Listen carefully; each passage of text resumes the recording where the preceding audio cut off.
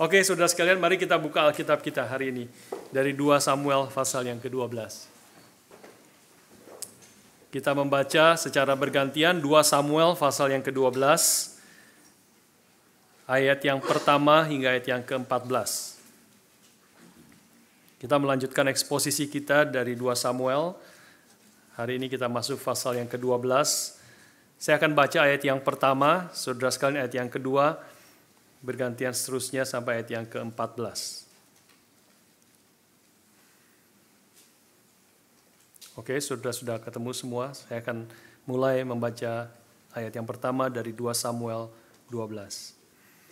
Tuhan mengutus Natan kepada Daud.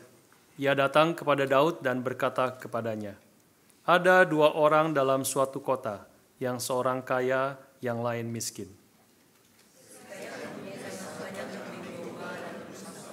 Si miskin tidak mempunyai apa-apa selain dari seekor anak domba betina yang kecil yang dibeli dan dipeliharanya. Anak domba itu menjadi besar padanya bersama-sama dengan anak-anaknya, makan dari suapnya dan minum dari pialanya dan tidur di pangkuannya seperti seorang anak perempuan baginya."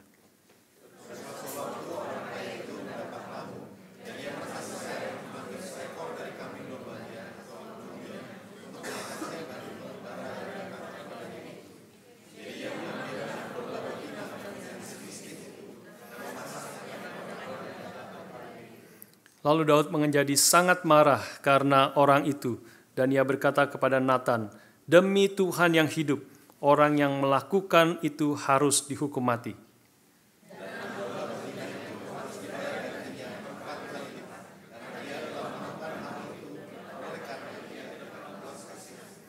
Kemudian berkatalah Natan kepada Daud, "Engkaulah orang itu.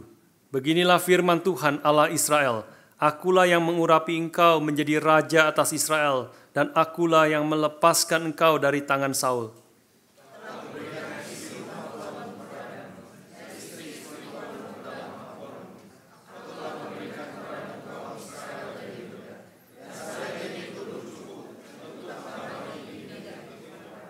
"Mengapa engkau menghina Tuhan dengan melakukan apa yang jahat di matanya?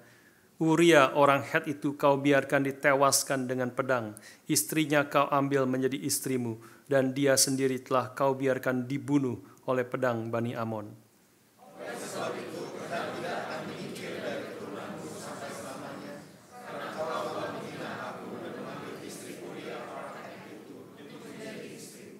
Beginilah firman Tuhan, bahwasanya malapetaka akan kutimpakan ke atasmu yang datang dari kaum keluargamu sendiri. Aku akan mengambil istri-istrimu di depan matamu dan memberikannya kepada orang lain. Orang itu akan tidur dengan istri-istrimu di siang hari.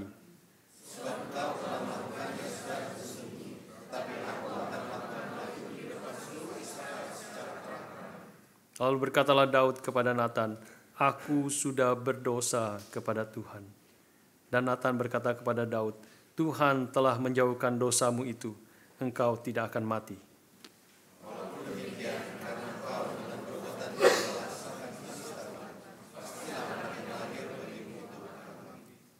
Mari kita berdoa sekali lagi.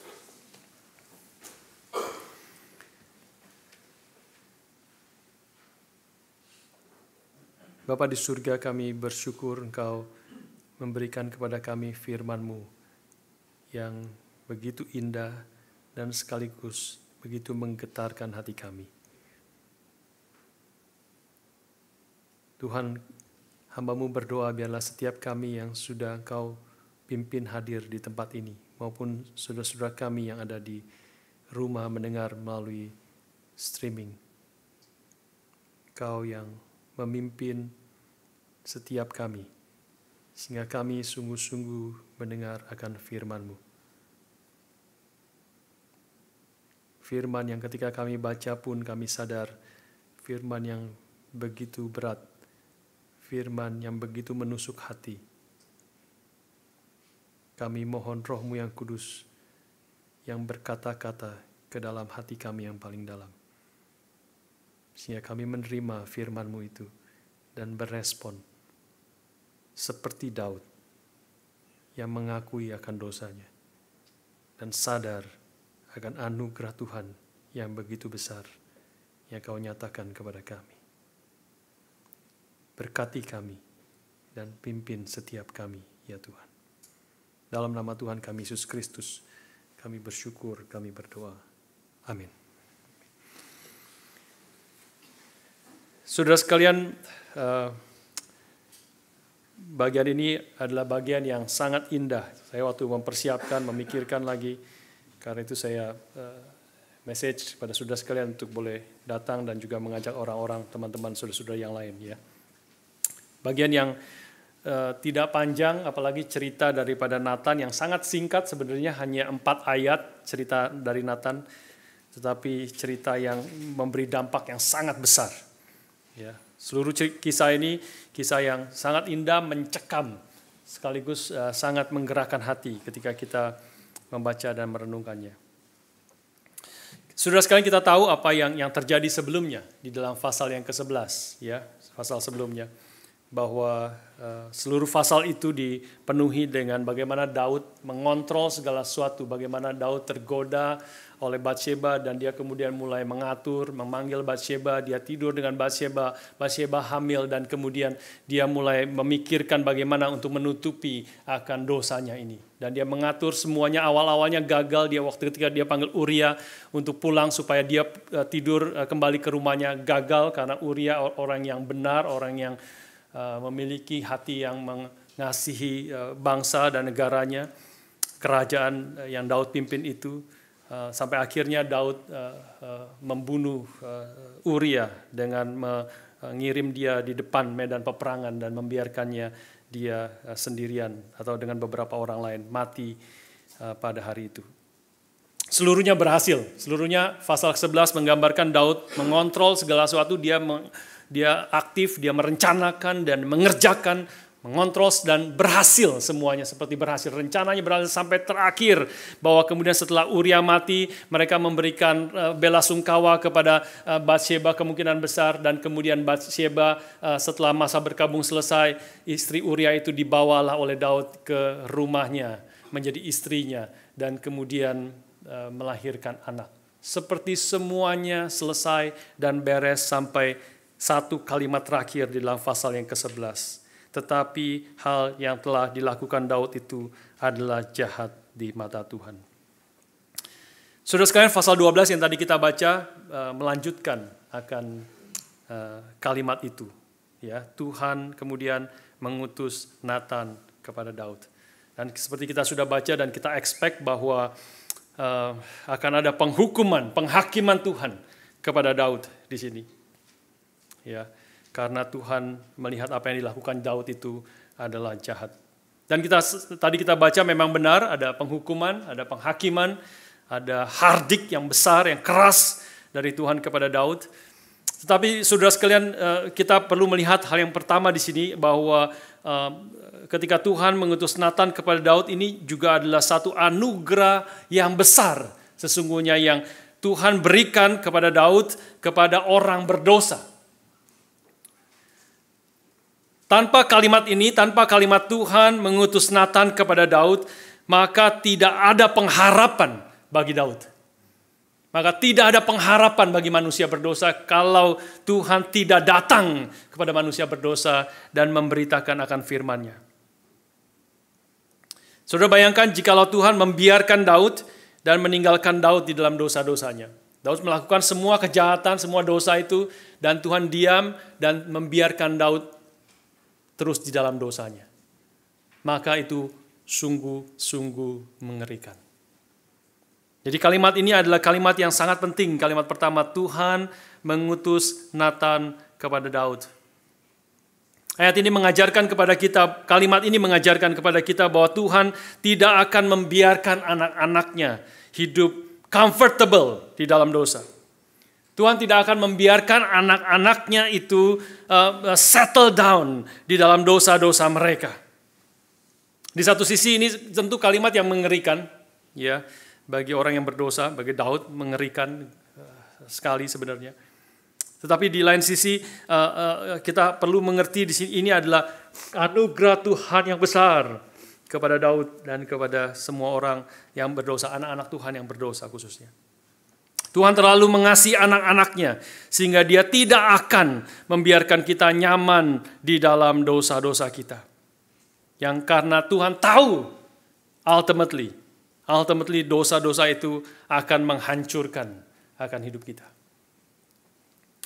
Jadi ini kalimat yang penting sekali ketika Tuhan, pasal 12 ini mengatakan Tuhan mengutus Nathan kepada Daud dan memberitakan firman Tuhan kepada Daud.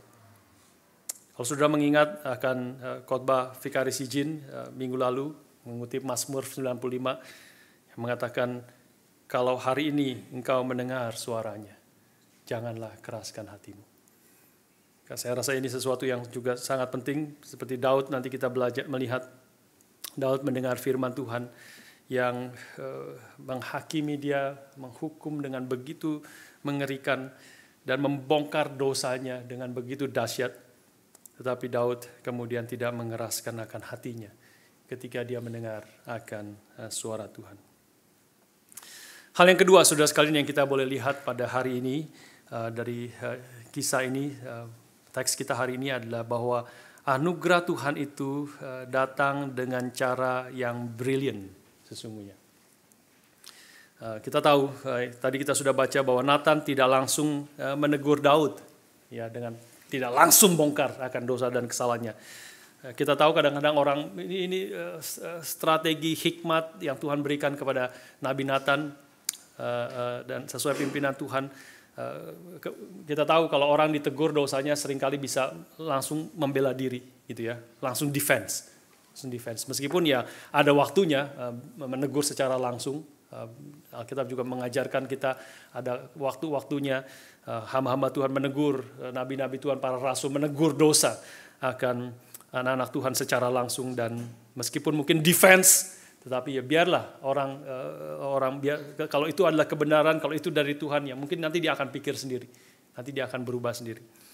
Tapi di sini adalah kita boleh melihat anugerah Tuhan datang dengan cara yang brilliant. Nabi Nathan datang bercerita kepada Daud dengan cerita yang sederhana, hanya 4 ayat menceritakan, ya mungkin bukan 4 ayat, ya 3 ayat sebenarnya dari ayat kedua, ya dari 1 sampai ayat 4, hanya 4 ayat menceritakan, tetapi sangat simple, sangat menarik dan sangat tajam menusuk hati daripada Daud. Ya, ada 2 orang yang satu kaya, satu miskin. Kita tahu ceritanya semua. Ya, dan yang menarik kalau sudah perhatikan di sini, si kaya ini hanya diceritakan dengan 1 ayat saja, ayat yang kedua. Si kaya mempunyai sangat banyak kambing domba dan lembu sapi. Tetapi si miskin digambarkan dengan jauh lebih detail. Si miskin digambarkan dengan khususnya meskipun dia tidak punya apa-apa, dia hanya punya anak domba yang dia beli dari kecil sekali dan dipeliharanya, dijaganya, tidur dengan dia, makan bersama dengan anak-anaknya. Dia sayang seperti putrinya sendiri, digambarkan dengan begitu detail. Dia tidak punya apa-apa, tetapi dia hanya harta yang dia miliki hanya anak domba ini. Saudara harus mengerti konteksnya. Kenapa Nabi Nathan menceritakan ini kepada Daud, dan Daud menganggap ini sebagai cerita sesungguhnya yang terjadi. Ya, kenapa? Karena Daud pada saat itu Raja Israel pada saat itu adalah juga bertindak sebagai hakim, Ya, kita tahu Raja Salomo nanti yang akhirnya suruh membelah 2. Kalau engkau berebut, engkau bilang ini anakmu, engkau bilang ini anakmu. Kalau gitu ya sudah, bayinya kita belah 2 supaya kamu dapat separuh-separuh. Nah, itu adalah hakim. Raja pada zaman itu adalah Daud, juga adalah hakim yang merepresentasikan keadilan Allah. Sehingga ketika Nabi Nathan membawa cerita ini kepada Daud, Daud muncul rasa keadilannya. Dia sendiri sadar, ini sesuatu, dia pikir ini sesuatu yang benar, sesuatu yang terjadi, maka dia sendiri muncul keadilannya. Dan ketika dia mendengar cerita itu, bahwa kemudian si kaya ini kedatangan tamu, dan meskipun dia banyak domba dan kambingnya, dia sayang untuk mengambil salah satu kambing atau dombanya untuk disembelih untuk menjamu akan tamu-tamunya. Tetapi dia mengambil anak domba dari tetangganya si miskin itu yang tidak punya harta apapun kecuali anak domba itu. Dia ambil karena dia kuasa, dia kaya, pasti dia punya power. Dia rebut anak domba itu, dia sembelinya, dan diberi makan kepada tamu-tamunya. Maka Daud burn with anger sebagai hakim yang adil itu. Orang itu harus dihukum mati. Dan anak domba itu harus diganti 4 kali lipat. Saudara sekalian, dan lebih lagi kalau saudara membaca di sini, lebih lagi kalimat Daud bukan hanya apa yang dilakukan itu jahat, tetapi di balik dari kejahatannya itu Daud memberi judgment yang sangat tajam di sini. Bahwa dia telah ayat yang ke-6, dan anak domba betina itu harus dibayar gantinya 4 kali lipat karena ia telah melakukan hal itu, dan oleh karena ia tidak kenal belas kasihan, because he did not have such thing as pity. Dia tidak punya belas kasihan sama sekali. Daud sekarang ada persis di tempat di mana Nathan dan Tuhan inginkan. Ya. Nathan tidak berdebat, Nathan tidak berargumentasi kepada Daud. Nathan tidak menghakimi Daud, bahkan sebenarnya sampai saat ini Daud sedang menghakimi akan dirinya sendiri. Nathan hanya perlu mengatakan satu kalimat, "You are the man." Engkaulah orang itu. You are the man. Seorang penulis Ahli Perjanjian Lama, Alexander White, memberi penafsiran yang sangat menarik di sini. Dia mengatakan begini, Daud sama sekali tidak menyadari Nathan membawa pedang sampai pedang itu ada di lehernya. Saudara sekalian, Dale Davis mengatakan ini adalah holy craftiness of grace, ya, anugerah Tuhan yang datang dengan kesucian, dengan kecerdikannya, ya, kecerdikanan, kelicikannya, mungkin boleh juga dipakai seperti kalimat itu, kecerdikan dari anugerah Tuhan yang suci itu. Ini adalah kasih Tuhan yang tidak akan melepaskan anak-anaknya. Dan kalau Tuhan tidak akan melepaskan anak-anaknya, dan dengan caranya yang ajaib, dengan caranya yang brilian, yang tidak pernah terpikir oleh manusia, dan dia akan terus mengejar akan anak-anaknya yang berdosa. Dia tidak akan membiarkan kita nyaman di dalam dosa, kecuali kita bukan anak-anaknya, kecuali kita bukan umat pilihannya. Dia akan biarkan kita. He will give us up. Dia akan membiarkan kita tidur. Dia akan membiarkan kita tidak mengerti. Dia membiarkan kita untuk terus di dalam dosa-dosa kita. Tapi kalau engkau dan saya, saudara-saudara sekalian, engkau dan saya adalah anak-anak Tuhan, Tuhan tidak akan membiarkan kita hidup di dalam dosa kita. Dia akan kejar terus. Dia akan menggelisahkan kita. Dia akan, Agustinus mengatakan, engkau telah menciptakan kami untukmu ya Tuhan, and our hearts are restless till we find rest in thee. Maka Agustinus memberi contoh, kita akan seperti bola yang coba ditekan ke dalam air, Tidak akan diem, tidak akan stay still. Dia akan terus gelisah di dalam air. Kita tekan bagaimana, dia akan terus gelisah, dia akan keluar, dia sampai keluar until we find rest in thee. Itulah saudara dan saya, ketika kita di dalam dosa kita akan terus gelisah. Meskipun mungkin hampir 1 tahun Daud ini sepertinya tanda kutip nyaman, aman. Karena sampai anak itu lahir. Dia berzina, dia membunuh. Dia seperti nyaman sampai anak itu lahir. Sampai Tuhan mengutus Nabi Nathan kepada dia. Tapi ultimately anak-anak Tuhan tidak akan membiarkan kita tidur tenang. Tidak akan membiarkan kita tenang dan nyaman di dalam dosa-dosa kita. Dan hari ini, kalau saudara mendengar perkataan Tuhan ini dan hatimu mulai gelisah, ini adalah anugerah Tuhan yang besar. Ketika engkau mendengar suaranya, janganlah keraskan hatimu. Saudara sekalian, hal yang ketiga yang kita boleh lihat bersama-sama di sini. Hal yang ketiga kita melihat adalah kengerian akan anugerah Tuhan. Ayat 7 sampai ayat yang ke-11 kita melihat di sini. Setelah membongkar seluruh kedok akan Daud dengan mengatakan dengan satu kalimat saja, you are the man.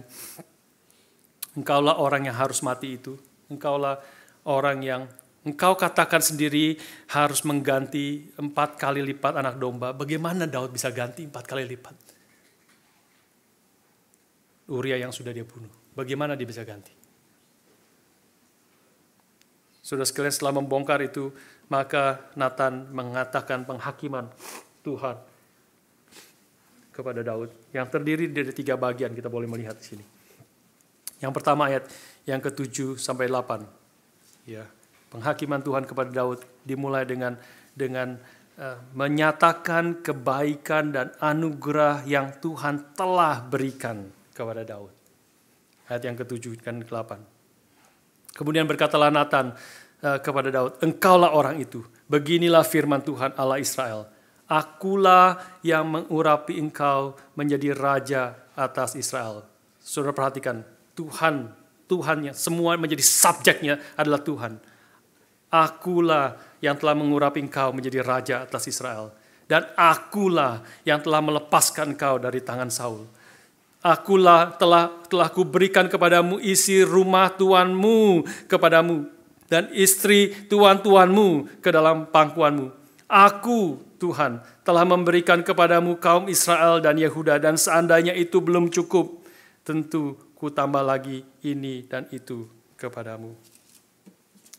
Saudara sekalian, untuk mengerti kengerian dan kebodohan dosa, maka kita harus melihatnya di dalam terang anugerah Tuhan. Seperti pengkhianatan seseorang itu, kejahatan pengkhianatan seseorang itu bisa dilihat dalam terang kesetiaan orang yang dia hianati. Maka itu menjadi semakin gelap ketika kita mengerti itu. Maka di dalam ayat 7 dan 8 Tuhan terus menerus mengatakan, aku telah memberkati engkau begini, aku telah memberikan segala sesuatu yang engkau butuhkan. Karena itu ditutup dengan kalimat, mengapa engkau menghina firman Tuhan, ayat yang ke-9. Ayat 9 seharusnya di Indonesia kurang literal, meskipun sebenarnya tidak salah, nanti kita akan lihat, tidak salah. Ayat ke-9 di dalam bahasa aslinya, Inggris semua, NIV, ESV mengatakan, why did you despise the word of the Lord? Ya, kata atau firman Tuhan, kata firmannya hilang di situ ya, di dalam bahasa Indonesia. Jadi pertama-tama memang mengatakan, setelah aku memberkati engkau dengan secara begitu banyak, aku yang telah memberkati isi rumahmu, aku yang mengangkat engkau menjadi raja Israel, aku yang memelihara engkau dari tangan Saul, aku yang memberikan istri-istrimu, aku memberkati engkau segala sesuatu, mengapa engkau menghina firman Tuhan dengan melakukan apa yang jahat di matanya? Saudara sekalian, ayat ini, kontras ini dari apa yang dilakukan Daud dengan apa yang telah dilakukan Tuhan kepada Daud, segala anugerah dan kebaikannya, mau menggambarkan betapa bodohnya Daud dengan melakukan dosa ini. Bukan hanya melakukan sesuatu yang jahat, semua dosa itu adalah sesuatu yang tidak masuk akal. Di dalam terang apa yang Tuhan sudah berikan anugerah yang begitu besar kepada Daud, maka engkau masih melakukan dosa yang seperti demikian. Itu betapa bodoh, tidak masuk akal, dan betapa jahatnya akan hatimu. Saudara sekalian,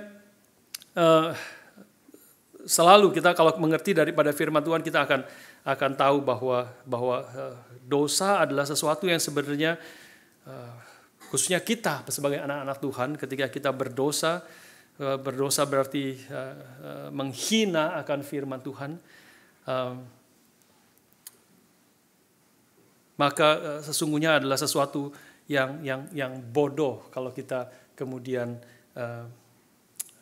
tidak taat kepada Tuhan di dalam terang apa yang Dia sudah berikan kepada kita. Seorang remaja pernah dikatakan oleh temannya yang tidak percaya kepada Tuhan, dia bilang kepada temannya, I'm wondering, I surprised that someone as smart as you can be a Christian. I surprised that someone as smart as you can be a Christian. Kamu orang yang pintar, kok bisa jadi orang Kristen? Saya bilang, harusnya kamu jawab. Justru karena saya pintar, saya jadi orang Kristen. Justru karena, atau sebaliknya kita jawab, sebaliknya kita bisa serang balik. Justru sebaliknya, mengapa someone as smart as you not become a Christian. Justru karena kalau kita menjadi orang Kristen dan sungguh taat kepada Tuhan, itu justru adalah hal yang paling pinter yang kita bisa lakukan. Roma pasal 12 mengatakan ketika kita mempersembahkan tubuh kita sebagai persembahan yang hidup, yang kudus dan yang berkenan kepada Tuhan, NIV mengatakan that is your reasonable act of worship. Di tengah segala demi kemurahan Allah, dalam anugerah Tuhan yang sudah Paulus ceritakan dalam pasal pertama hingga pasal yang ke-11 dalam kitab Roma. Anugerah Tuhan yang begitu besar di dalam Kristus. Demi kemurahan Allah in the sight of God's mercy. Karena itu aku mendorong kamu untuk mempersembahkan tubuhmu sebagai persembahan yang hidup dan yang kudus dan yang berkenan kepada Tuhan. Ketika engkau melakukan itu, that is your reasonable act of worship. Itulah hal yang paling reasonable, hal yang paling pintar yang kau bisa lakukan, hal yang paling masuk akal yang kau bisa lakukan ketika engkau mengerti anugerah Tuhan yang begitu besar di dalam hidupmu. Sebaliknya adalah sama, artinya juga sebaliknya adalah benar. Ketika engkau mendengar firman, mengerti kebaikan dan mengalami kebaikan Tuhan, Tuhan sudah menerima memberikan segala kebaikan kepada Daud dan engkau berdosa menghina firman Tuhan. Itu adalah sesuatu yang very unreasonable.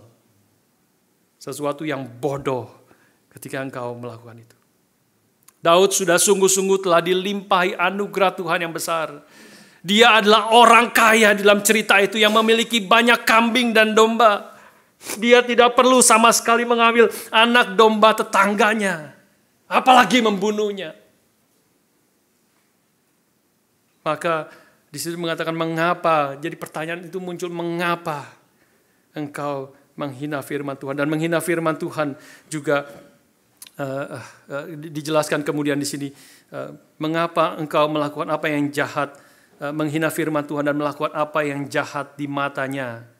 Uria orang Het itu kau biarkan ditewaskan dengan pedang. Istrinya kau ambil menjadi istrimu. Dan dia sendiri telah kau biarkan dibunuh oleh pedang Bani Amon. Saudara sekalian, maka di sini digambarkan dosamu melawan Tuhan, melawan firman Tuhan. Itu Daud bukan hanya menghina firman Tuhan dengan dosanya itu, tetapi juga sebenarnya dia sedang menghancurkan akan manusia. Dia mengambil istri, menghancurkan pernikahan orang, dia membunuh.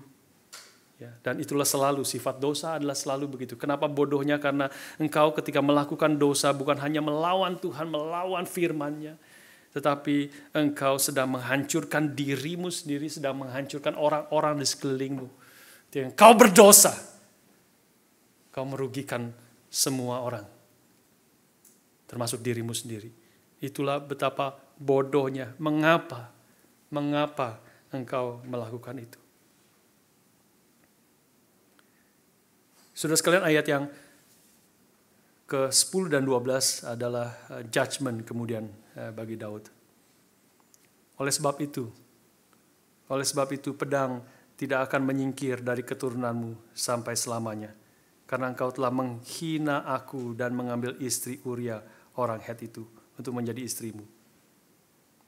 Ya, beginilah firman Tuhan, bahwasanya malapetaka akan kutimpakan ke atasmu yang datang dari kaum keluargamu sendiri. Aku akan mengambil istri-istrimu di depan matamu dan memberikannya kepada orang-orang lain. Dan orang itu akan tidur dengan istri-istrimu di siang hari. Sebab you did it in secret, ayat 12. But I will do this in broad daylight before all Israel. Dilakukan Tuhan kepada Daud. Dan seluruhnya ini kalau kita akan bahas pasal 13 dan seterusnya. Pasal 13 sampai ke 20 itu adalah seluruh menggambarkan tema ini. Hukuman Tuhan kepada Daud dan persis to the letter terjadi di dalam hidup Daud. Hukuman daripada Tuhan. Jadi betapa bodohnya dosa dan unreasonable-nya dosa yang dilakukan Daud. Saudara sekalian, kita perlu mengerti bagaimana Tuhan melihat dosa Daud di sini. Ya. Ayat yang ke-9 tadi saya katakan bahwa Tuhan mengatakan, mengapa engkau menghina firman Tuhan dan melakukan apa yang jahat di matanya. Berzina, membunuh, mengambil istri Uria seperti orang kaya itu mengambil anak domba tetangganya yang miskin. Dengan kata lain, ketika Daud melakukan itu, dia sedang menghina firman Tuhan, menganggap firman Tuhan as nothing. Firman Tuhan tidak berarti apa-apa. Mengapa engkau menghina firman Tuhan? Bisa tidak diperdulikan artinya ketika mengatakan itu. Tetapi ayat yang ke-10 sekali lagi memang menegaskan, karena itu tidak salah Indonesia mengatakan engkau menghina Tuhan. Karena ayat 10 memang dikatakan di situ. Oleh sebab itu pedang tidak akan menyingkir dari keturunanmu sampai selama-lamanya, karena engkau telah menghina aku. Dan mengambil istri Uria orang Het itu untuk menjadi istrinya. Karena memang menghina firman Tuhan itu tentu artinya sama dengan menghina Tuhan sendiri. You despise me. You despise me and took the wife of Uriah the Hittite to be your own. Artinya menganggap bukan hanya firman Tuhan as nothing dan bisa tidak dipedulikan. Kita menganggap Tuhan as nothing dan boleh diinjak-injak. Saudara, kita perlu mengerti itu, mengerikannya dosa di sini. Kalau saya ambil satu contoh, kalau misalnya seorang anak ketok-ketok meja, sudah malam begitu, dia ketok-ketok meja, kita semua sudah mau tidur, dia tetap ketok-ketok meja. Kita bilang, jangan ketok-ketok, sudah malam. Dia tetap ketok-ketok. Papanya bilang, jangan ketok-ketok, sudah malam, berhenti. Tapi dia tetap ketok-ketok, Ya, maka anak itu bukan hanya melawan perkataan dari ayahnya, bukan? Tapi dia sedang melawan ayahnya.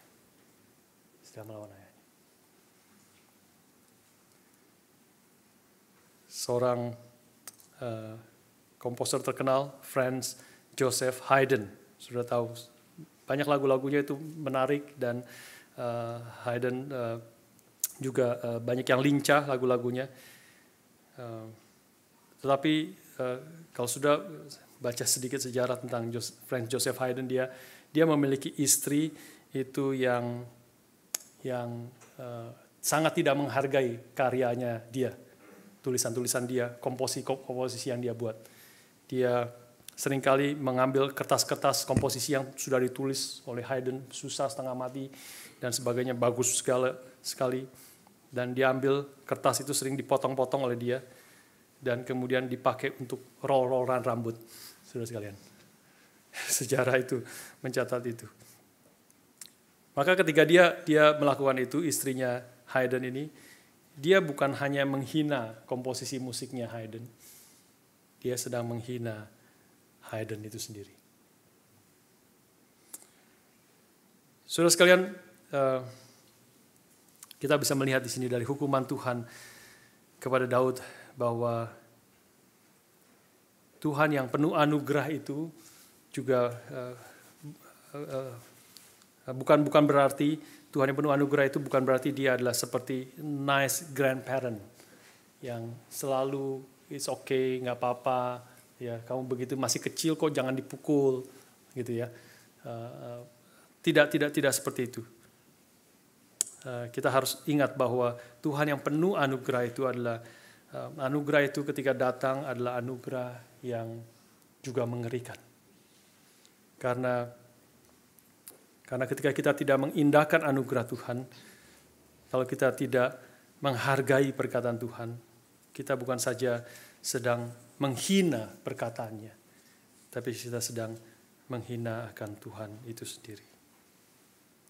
Marilah kita ingat akan bait yang kedua daripada lagu Amazing Grace. Kita tahu Amazing Grace bait yang kedua mengatakan, "'Twas grace that taught my heart to fear." Anugerah Tuhan yang datang itu kepadaku mengajar hatiku untuk takut. Mazmur mengatakan padamu ada pengampunan ya Tuhan, sehingga engkau ditakuti orang. Biarlah kita boleh mengerti sekali lagi, karena anugerah Tuhan yang datang itu adalah anugerah yang tidak pernah kompromi dengan dosa. Anugerah yang datang itu dia mengampuni berbelas kasihan. Justru dia perlu menyatakan belas kasihannya. Justru dia perlu menyatakan anugerahnya.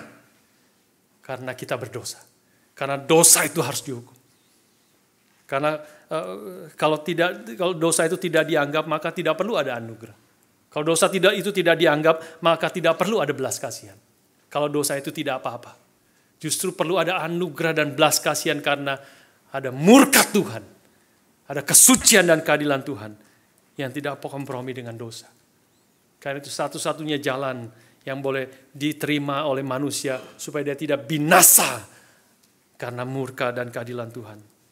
Maka dia perlu minta belas kasihan dan anugerah daripada Tuhan semata-mata. Dan di sini kita melihat bagian yang keempat, yang terakhir, kita boleh melihat the miracle of grace di dalam ayat yang ke-13 dan ayat yang ke-14. Mari kita baca bersama-sama ayat 13 dan 14. Sekali lagi. 2 Samuel pasal 12 ayat 13 dan 14. Setelah hukuman dan penghakiman Tuhan datang kepada Daud, maka Daud berkata kepada Nathan. Mari kita baca bersama-sama 13. Lalu berkatalah Daud kepada Nathan, aku sudah berdosa kepada Tuhan. Dan Nathan berkata kepada Daud, Tuhan telah menjauhkan dosamu itu, engkau tidak akan mati. Walaupun demikian, karena engkau telah berbuat ini sangat menista Tuhan, pastilah anak lahir itu akan mati.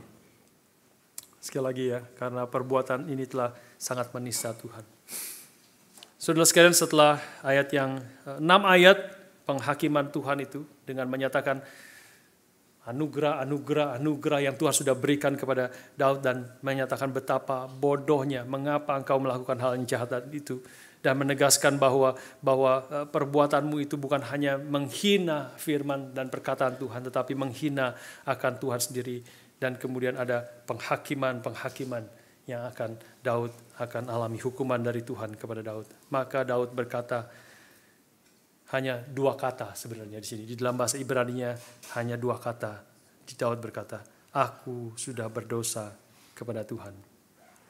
Ya, Ibrani itu yaitu satu kata kerja gitu ya. Mirip seperti ada Yunani juga, satu kata kerja sudah tahu siapa yang bicara dan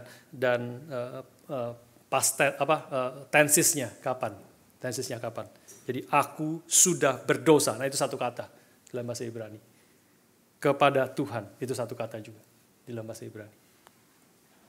Ya. Hanya 2 kata Daud mengatakan di sini. Dan kadang-kadang kita berpikir ya bahwa kok enak ya Daud ya, cuma ngomong 2 kata kemudian Tuhan mengampuni ya. Tuhan mengampuni. Kadang-kadang kita pikir harusnya meraung-raung, berpuasa, berteriak-teriak, ya, berguling-guling dan sebagainya untuk menyatakan pertobatannya, begitu ya. Saya masih ingat, saudara pernah nonton film The Mission. The Mission itu salah satu film yang sudah lama sekali. Kalau saudara belum nonton, nanti kapan-kapan kita nonton di atas. Ya. Saudara nonton di atas itu kita ada layar berapa? 120 inch. Proyektor besar, mungkin lebih kali, mungkin bisa 150 inch kali. Besar, dan kita bisa nonton sama-sama. Film yang sangat indah, sangat bagus. Ya, dan lagunya juga bagus dan sebagainya. Itu bicara tentang Jesuit, orang-orang Jesuit, missionary Jesuit ke pedalaman, lupa saya namanya di mana, di Brasil, pedalaman di sana. Dan di situ diceritakan salah satu ceritanya adalah ada seorang yang sering masuk ke situ juga, tapi bukan untuk memberitakan Injil, tapi dia untuk tangkapin orang-orang pedalaman ini untuk dibawa ke kota menjadi budak. Slave trader. Ya, dia ada slave trader dan dia tangkap, dia bunuh orang-orang, dia bawa ke menjadi budak.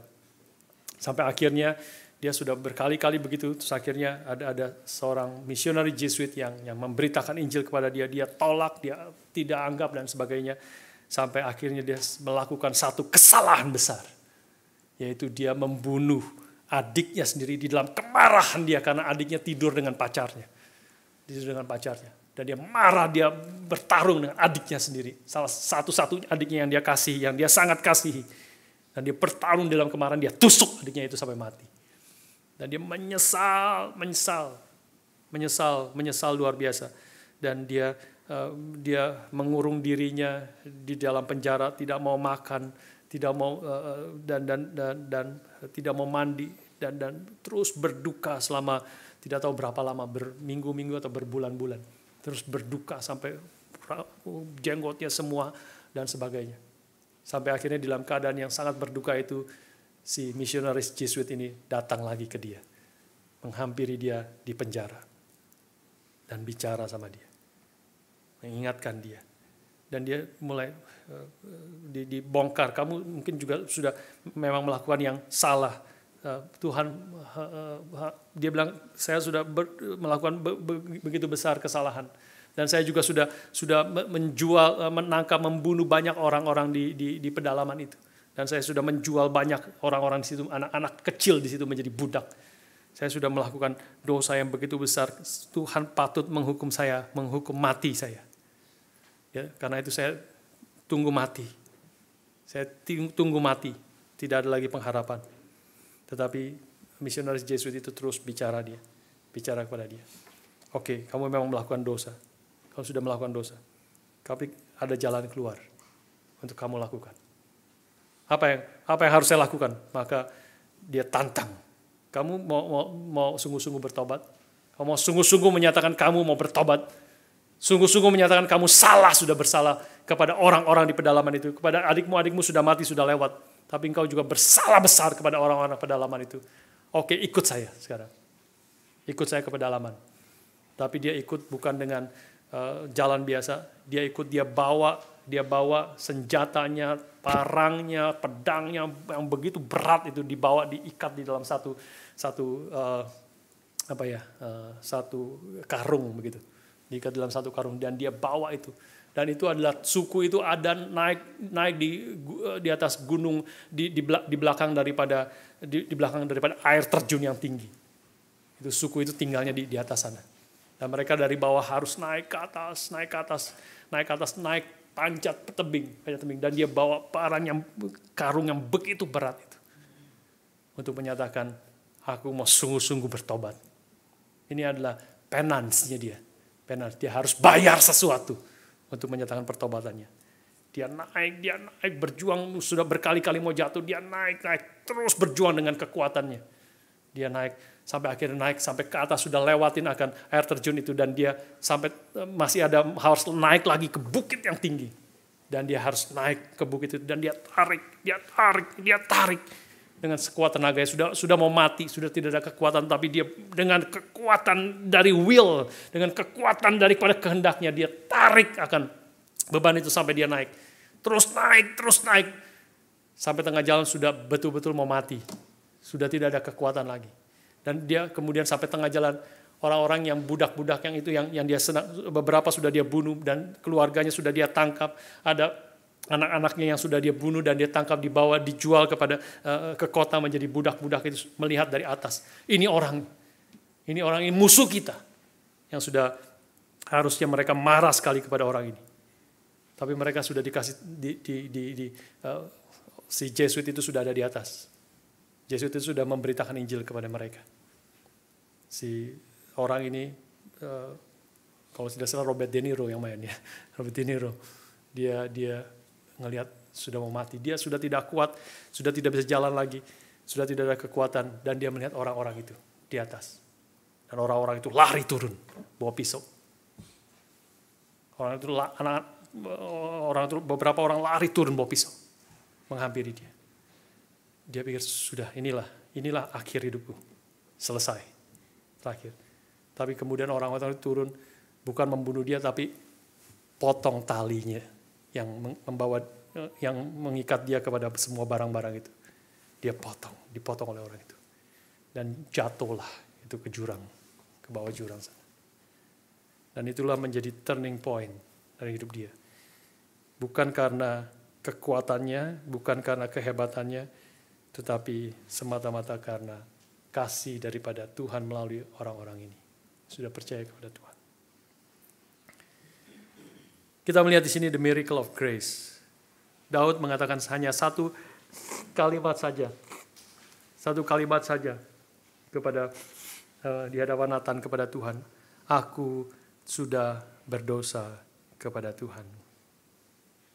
Jangan kita pikir orang-orang yang paling teriak, paling keras, nangis paling banyak, itu adalah pasti orang yang lebih sungguh-sungguh bertobat.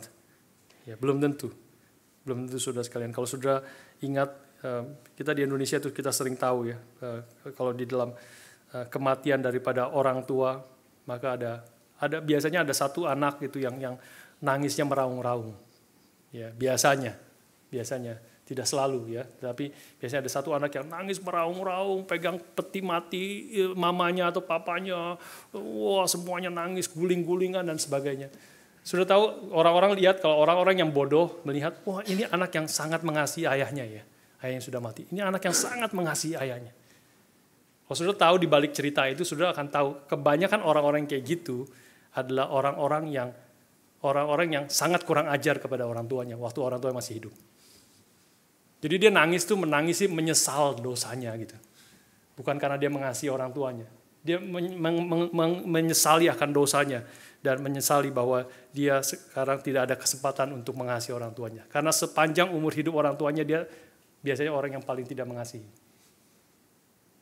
Orang yang mengasihi, kalau orang yang sudah merawat orang tuanya, sudah berkorban orang tuanya, selama orang tuanya sakit, dia merawat, dia berkorban, dia mengasihi, dia mendampingi, dia memberikan segala sesuatu yang diperlukan. Ketika orang tuanya mati, maka ada kelegaan. Justru ada kelegaan. Karena aku sudah melakukan apa yang harus aku lakukan.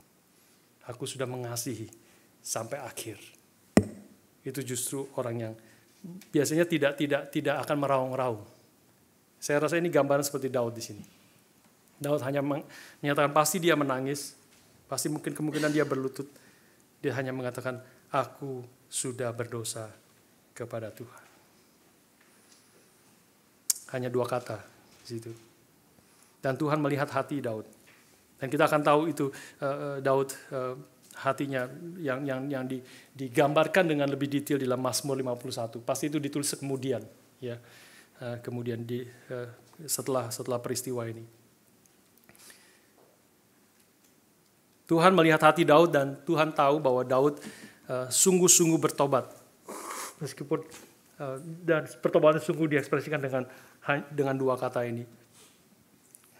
Seperti doa pemungut cukai, sudah ingat doa pemungut cukai? Yang tidak panjang-panjang. Orang Farisi berdoa, Tuhan aku bersyukur kepadamu karena aku sudah memberi perpuluhan, karena aku bukan orang berzina, aku bukan melakukan ini, aku sudah berpuasa seminggu 2 kali, dan aku bukan seperti pemungut cukai seperti itu. Dia berdoa dengan begitu panjang lebar. Tetapi pemungut cukai datang dari tempat yang jauh, tidak berani melihat ke atas, dan dia memukul dirinya sendiri dan berkata dengan hanya 1 kalimat, have mercy on me, O Lord, for I am a sinner. Hanya 1 kalimat. Tetapi itu menyatakan akan ekspresi hati yang sungguh-sungguh bertobat kepada Tuhan. Dan disinilah Tuhan melihat akan kesungguhan hati Daud. Hanya 2 kata ini menunjukkan hati yang sungguh-sungguh remuk daripada Daud. Tidak ada alasan. Daud tidak lagi memberikan kata-kata yang banyak. Tidak memberikan lagi alasan apapun. Tidak ada argumen. Yang ada hanya pengakuan yang jujur. Yang ada hanya pernyataan mengaku berdosa. Dan terbuka apa adanya di hadapan Tuhan. Kalau kita mau kontraskan sekali lagi dengan Saul, maka kita tahu di dalam pasal-pasal yang lalu, maka waktu Saul masih hidup, maka kita tahu bahwa Saul ketika berdosa dan ditegur oleh Nabi Samuel pada saat itu, dia terus kasih alasan. Tetapi Daud tidak demikian. Daud ketika ditegur oleh Nathan, oleh Nabi Nathan, Daud Meskipun dia melakukan dosa yang besar, Daud langsung tunduk kepada semua perkataan Tuhan melalui Nabi Natan. Dan jawaban Natan di dalam ayat yang ke-13b ini menyatakan keajaiban anugerah Tuhan. Ya. 13b langsung Natan mengatakan, Tuhan telah menjauhkan dosamu itu, engkau tidak akan mati. Ini adalah semata-mata anugerah Tuhan. Ini semata-mata adalah belas kasihan Tuhan. Ini bukanlah sesuatu yang layak diterima oleh Daud. Yang layak diterima oleh Daud adalah mati. Seperti firman Tuhan sendiri mengatakan bahwa dia memang harus dihukum mati. Dan seperti Daud sendiri mengatakan bahwa orang kaya itu harus mati. Dan anak domba itu harus diganti 4 kali lipat. Sekali lagi, bagaimana Daud mengganti Uria 4 kali lipat yang dia sudah bunuh itu. Tidak ada yang bisa dilakukan Daud sesungguhnya kalau dia sungguh-sungguh mengerti akan berapa besar dosanya di hadapan Tuhan. Dia hanya bisa berkata seperti engkau dan saya hanya bisa berkata ketika kita mengerti akan dosa-dosa kita sesungguhnya. Have mercy on me, O Lord. Hanya karena anugerah Tuhan, hanya karena belas kasihan Tuhan, firman Tuhan datang kepada Daud. Engkau tidak akan mati. Engkau tidak akan mati. Tapi bukan berarti hukuman tidak terjadi. Bukan berarti konsekuensi daripada dosanya tidak harus dia alami. Meski Daud tidak akan mati, konsekuensi dosa tetap akan terjadi. Dan orang yang sungguh-sungguh bertobat akan menerima konsekuensi ini tanpa ada protes sedikit pun. Karena dia sadar dia seharusnya layak. Dia bahkan layak menerima jauh lebih besar daripada apapun konsekuensi dosa. Apapun hukuman Tuhan karena dosa-dosanya itu. Konsekuensi dosa tetap harus terjadi untuk menunjukkan bahwa Tuhan juga adalah Tuhan yang adil. Bukan hanya Tuhan yang penuh kasih. Konsekuensi dosa harus tetap terjadi karena Tuhan mau mengajarkan the grace of God is free, but also costly. Costly-nya adalah pastilah anak yang lahir bagimu itu akan mati. Saudara sekalian, itulah konsekuensi bagi hidup Daud. Anak yang lahir itu bagimu itu akan mati. Tapi kita boleh melihat peristiwa ini dari terang perjanjian baru. Dari terang apa yang akan kita rayakan di dalam Jumat Agung dan Paskah sebentar lagi. Seolah-olah di sini kita bisa melihat bahwa anak Daud itu akan mati menggantikan Daud. Daud sadar bahwa dialah yang harusnya mati. Tetapi Nabi Natan memastikan bahwa Daud tidak akan mati. Namun demikian, kematian masih akan terjadi. Anakmu itu, anak yang dikasih oleh Daud, kita nanti lihat, itu anak yang sangat dikasih oleh Daud, itu harus mati. Seolah-olah kematian anaknya itu adalah kematian di tempat daripada Daud. Bukankah ini adalah bayang-bayang dari Sang Anak Allah yang telah mati menggantikan kita? Untuk menunjukkan anugerah Allah itu free but not cheap. Untuk menunjukkan belas kasihan itu adalah semata-mata karena anugerahnya. Belas kasihannya itu adalah cuma-cuma, free, tetapi harus dibayar dengan harga yang sangat mahal. Petrus mengatakan kepada kita bahwa kita telah ditebus, telah dibayar lunas, bukan dengan perak, dengan emas, ataupun hal-hal yang harta berharga yang serupa itu. Tapi kita ditebus dengan lunas, dengan darah anak tunggal Allah yang telah mati mengasihi kita. Hanya karena kematian Yesus Kristus, itu Daud boleh diampuni sebenarnya dosanya. Ini menjadi bayang-bayang dari apa yang Tuhan akan kerjakan di dalam sang anak Daud.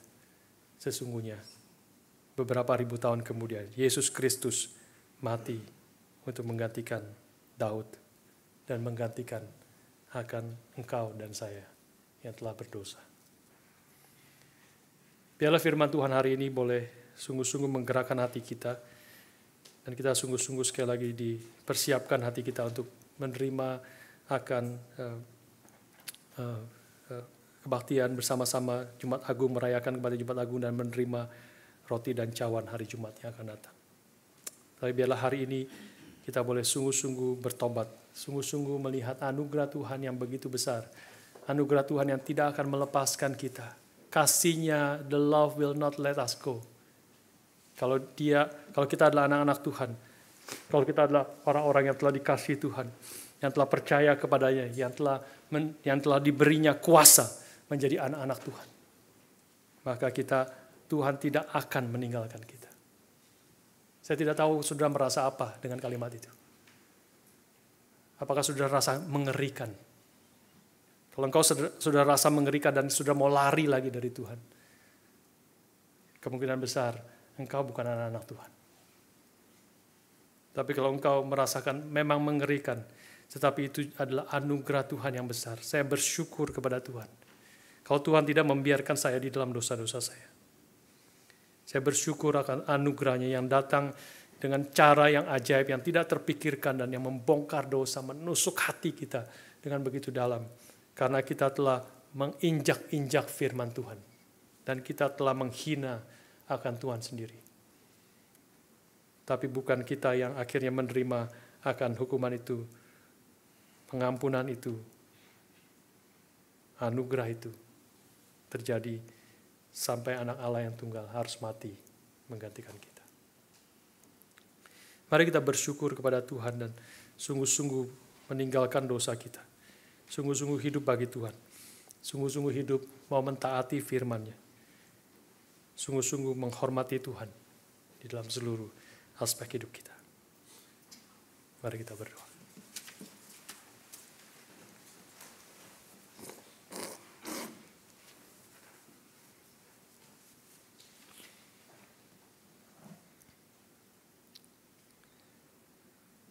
Sementara semua kita tunduk kepala, kita teduhkan diri sejenak di hadapan Tuhan dan berdoa kepada Tuhan secara pribadi. Tuhan yang tahu segala isi hati kita, pergumulan kita, kegelisahan hati kita. Akuilah akan dosamu di hadapan Tuhan secara pribadi dan memohon belas kasihan anugerah Tuhan. Sekali lagi, darah Yesus Kristus sekali lagi menyucikan dosa kita. Masing-masing teduh sejenak berdoa secara pribadi.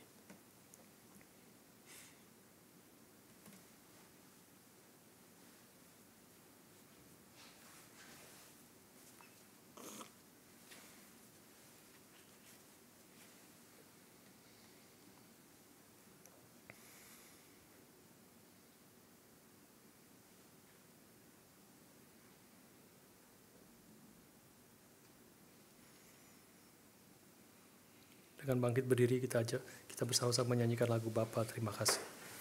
Bapa terima kasih, Bapa terima kasih, Bapa di dalam surga,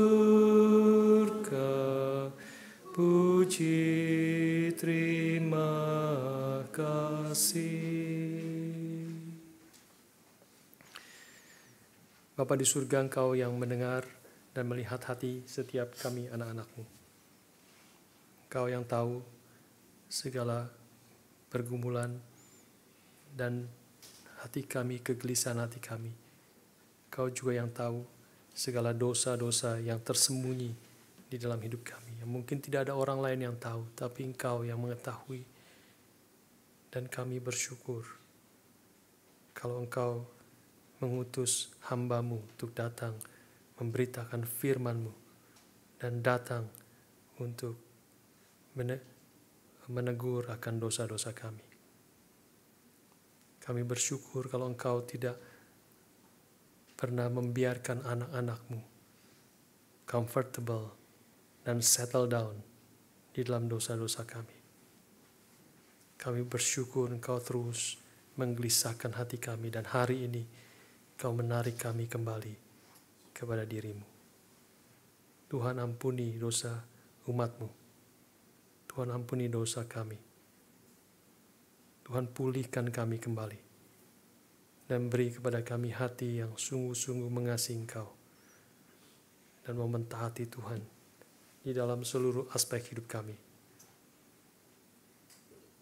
Beri kepada kami hati yang membenci dosa dan mengerti betapa dosa adalah sesuatu yang bukan hanya menghina akan firman-Mu, tetapi menghina akan Engkau, ya Tuhan dan Juru Selamat kami, yang telah mati bagi kami. Tuhan, pimpin kami masuki Jumat Agung dan Paskah. Kami menjadi orang-orang yang semakin sungguh-sungguh mengikut Engkau. Kami semakin menjadi umat-Mu, anak-anak-Mu yang semakin mengasihi Engkau. Semakin giat melayani Tuhan. Dan semakin giat juga mengasihi orang-orang di sekeliling kami, saudara-saudara kami, seperti Engkau telah mengasihi kami. Terima kasih Tuhan, kami bersyukur untuk hari ini dan berkati untuk kebaktian Jumat Agung dan Paskah yang akan datang. Kami menyerahkannya ke dalam tangan Tuhan. Sudah sekalian, saya ajak kita buka suara berdoa bersama-sama untuk kebaktian Jumat ini, 5 hari yang akan datang. Jumat Agung dan juga Paskah minggu depan. Kita doakan untuk semua kebaktian di seluruh dunia yang akan dilakukan. Kita doakan juga termasuk kebaktian kita di sini. Dan puasa yang akan kita lakukan. Kita doakan semua hamba-hamba Tuhan yang memberitakan firman. Kita doakan banyak orang yang sudah mundur imannya, yang jarang datang ke gereja, boleh diundang dan datang di dalam ibadah umat Tuhan dan untuk mendengar firman Tuhan. Doakan mereka datang ke gereja, menemukan Tuhan, menemukan akan salib Kristus diberitakan dan ditinggikan, sehingga banyak orang datang kepada Dia. Mari kita berdoa bersama-sama. Tuhan Allah Bapa kami di surga, kami datang padamu pada pagi hari ini mau berdoa bersama-sama sekali lagi untuk kebaktian Jumat Agung dan Paskah yang akan kami rayakan pada minggu ini. Tuhan, kami mohon belas kasihan Tuhan, kami mohon akan anugerah-Mu. Kami berdoa untuk semua kebaktian di gereja Tuhan di segala tempat di seluruh dunia, untuk memberitakan dalam kebaktian-kebaktian itu sungguh-sungguh memberitakan akan Injil-Mu yang sejati, meninggikan nama Kristus dari semua ibadah yang kami kerjakan. Kami berdoa Engkau juga menggerakkan banyak orang, teman-teman kami, saudara-saudara kami yang sudah undur imannya, mereka yang belum pernah datang ke gereja, mereka yang sudah juga mungkin kecewa terhadap gereja, mereka boleh datang, diundang dan mendengar firman-Mu, dan mereka boleh mendengar berita Injil yang sejati, di mana Kristus dan salib-Mu ditinggikan, sehingga banyak orang datang kepadamu. Berkati dan pimpin semua orang yang melayani, pimpin juga puasa kami, sehingga menjadi kesempatan kami boleh sungguh-sungguh mempersiapkan diri dan menghayati akan penderitaan Kristus bagi kami. Terima kasih Tuhan untuk kasih-Mu, untuk anugerah-Mu, untuk kebaikan-Mu. Di dalam nama Tuhan kami Yesus Kristus, penebus dan juru selamat kami yang hidup, kami berdoa, kami bersyukur. Bapa, terima kasih. Bapa, terima kasih. Bapa di dalam surga, puji terima kasih.